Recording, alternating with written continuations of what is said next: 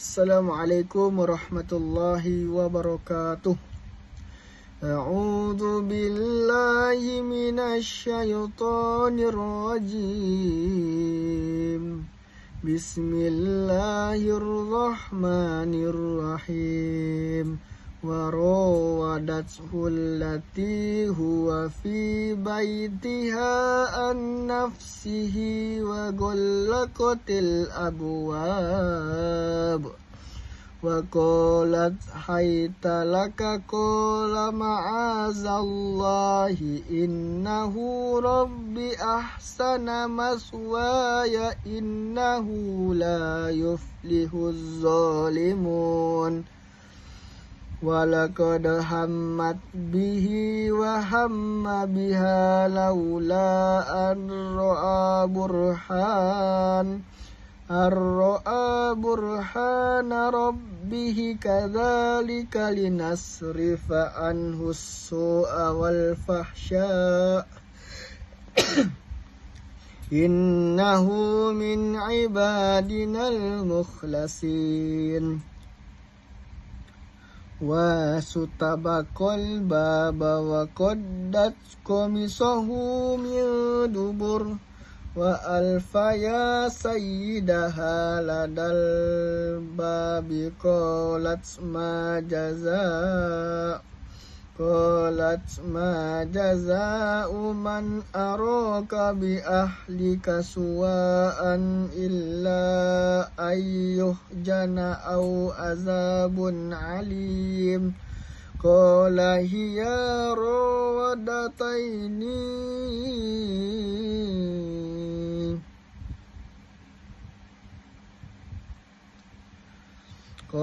هي راودتني عن نفسي وشهد شاهد من أهلها إن كان قميصه قد من قبل فصدقت وهو من الكاذبين وإن كان قميصه قد من دبر فكذبت وهو من الصادقين فلما رأى قميصه قد من دبر قال إنه من كيدكن إن كيدكن عظيم يوسف أعرض عن هذا واستغفري لذنبك إنك كنت من الخاطئين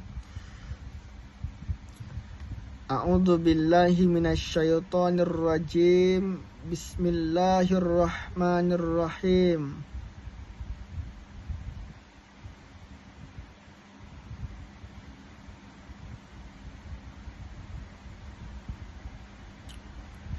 Dan sungguh perempuan itu A'udzubillahi minasyaitonirrajim Bismillahirrahmanirrahim.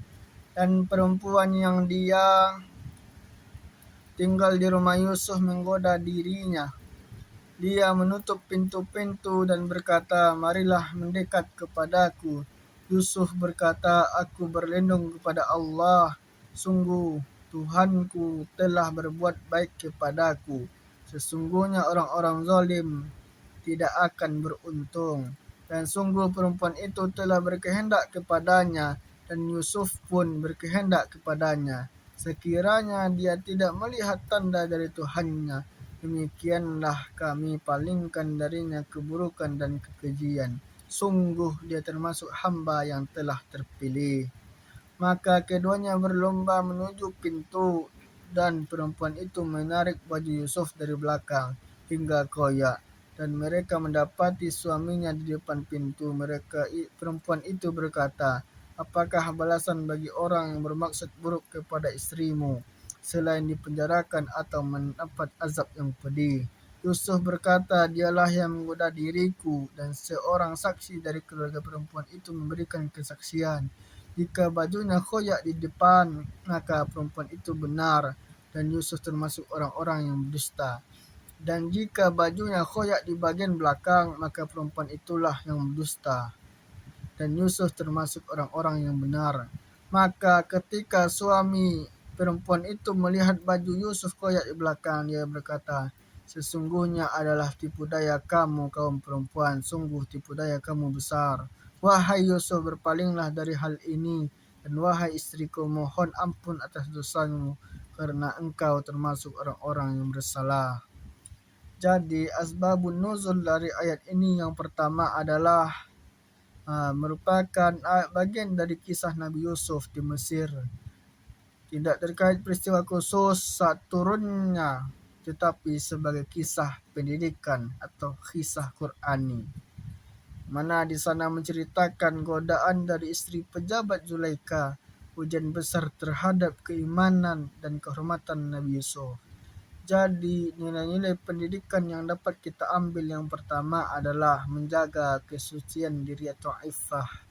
Yusuf menolak godaan meski dalam kondisi sulit. Jadi kita perlu tanamkan nilai kontrol diri dan menjaga kehormatan. Selanjutnya adalah berlindung kepada Allah Subhanahu wa taala. Jadi respon pertama Yusuf, ma'azallah, aku berlindung kepada Allah Subhanahu wa taala. Jadi di sana pendidikannya adalah biasakan kembali kepada Allah saat godaan datang. Yang selanjutnya adalah menghargai kebaikan orang lain.